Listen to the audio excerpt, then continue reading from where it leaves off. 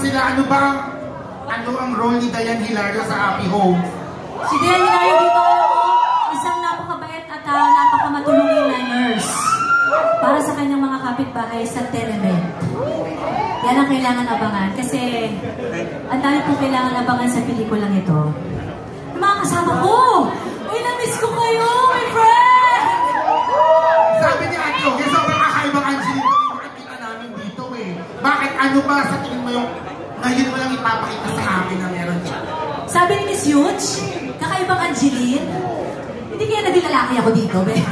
Hindi naman, siguro kasi dahil first time ko din makagawa ng isang pelikula na suspense at thriller. Kasi kadalasan laging comedy, di ba? So yun.